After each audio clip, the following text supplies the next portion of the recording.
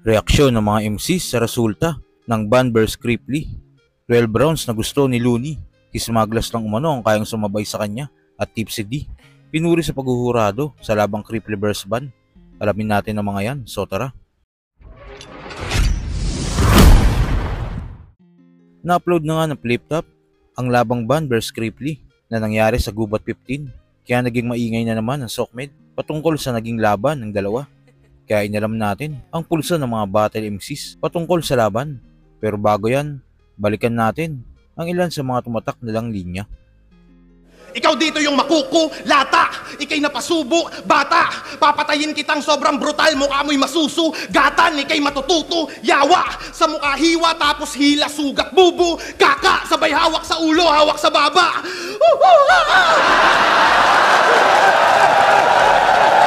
Rektang atake, hindi lilihis, tatamaan ka sa critics. Paano ka naging top tier na lyricist kung puro parody sa lyrics? Tangina. Nakaw lang ang mga bara, pati flow na binato, laging ganon ang tira mo, pinarodi kahit ano. I-remind din kita ng lyrical tangina mo, na ang rule number 1, original ang linya mo.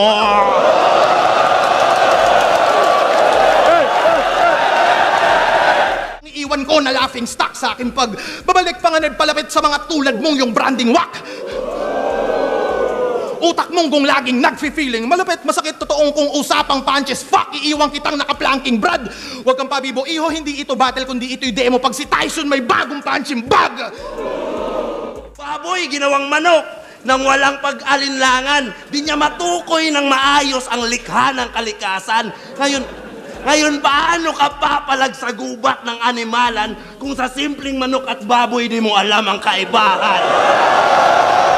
Kahit na hustler tong bisdak, hihilahin ko pababa ng sobrang hardcore. Ako'y nagpaka-cancer sa mala Steve Jobs, patay itong nagtitinda ng apple.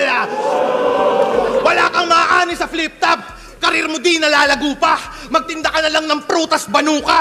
Kasi buti pa yung pwesto mo doon, may makikita ka na bunga. Kasi masama yung pagsusugal. Lalo na pagmamalasin. Tapos mangiimbita ka ng mga tao para sa sarili mong hangarin. Kaya nakakatawa naman kapag ipagkukumpara natin. Naghahanap buhay kami ng marangal, ikaw naghahanap ka ng buhay na sisirain.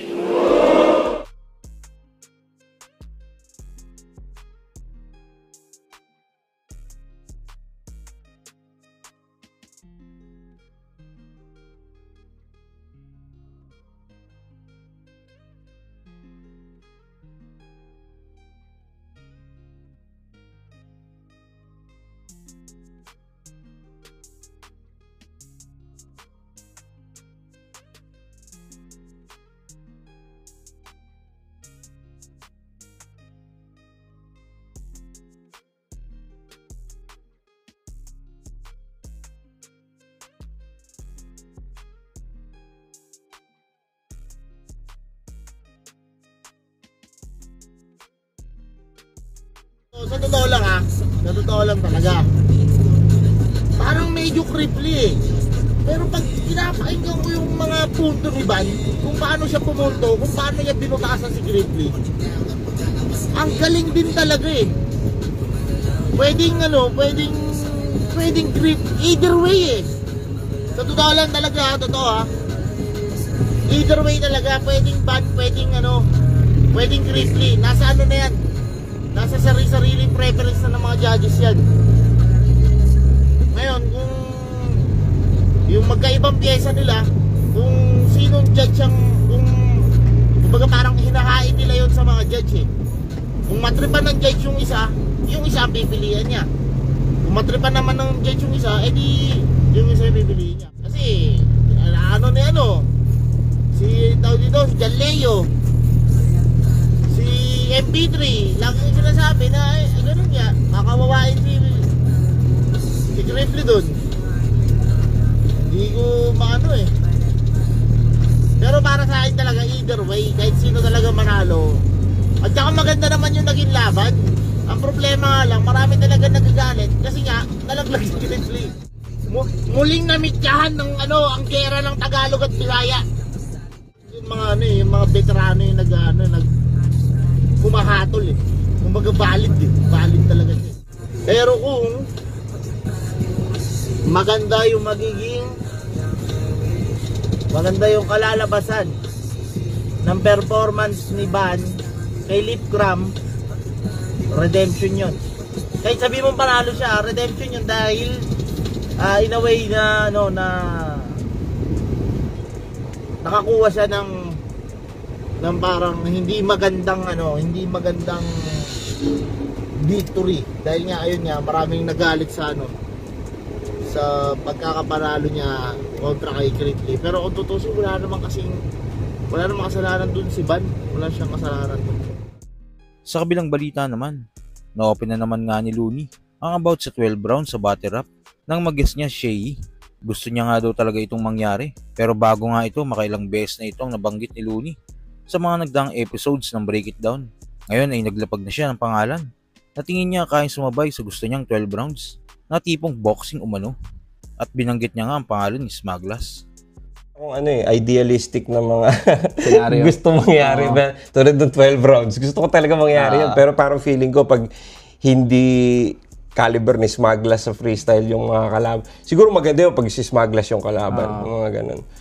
'Di ba? Yung mabilis lang yung transition ng 8 bars or 4 bars na palitan, no? 8 bars na written, 8 bars na freestyle, 'di ba? Tapos round na, alam mo yun, yung talagang time, tas ikaw na agad, hindi yung parang bebuelo pa na, flip top game, wala nang ganun.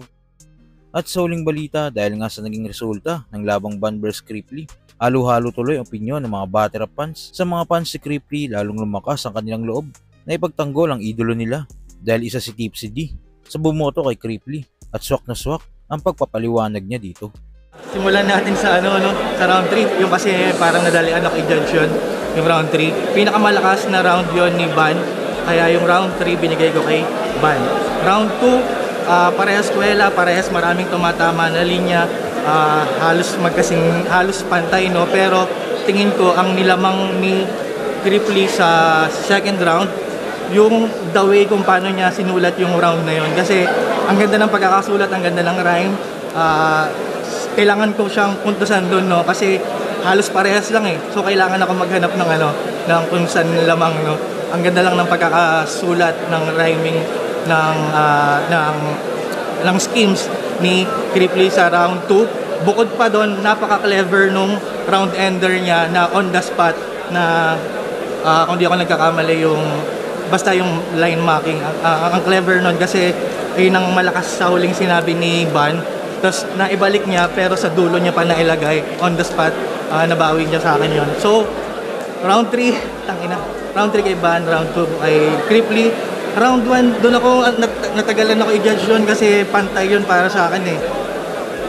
Siyempre kung ipapantay ko yun, hindi naman pwedeng magtabla, no?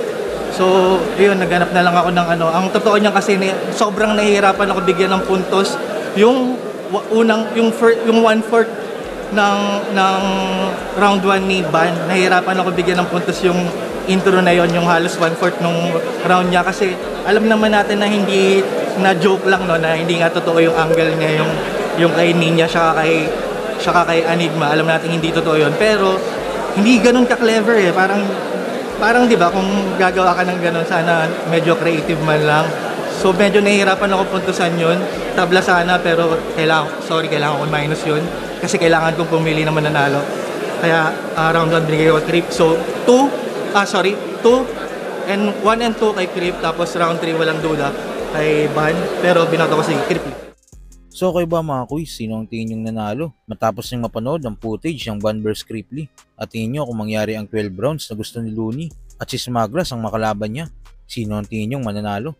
Kung ano man sa loobin mo, comment ko lang sa baba na mapag-usapan natin yan. So yun lang, God bless.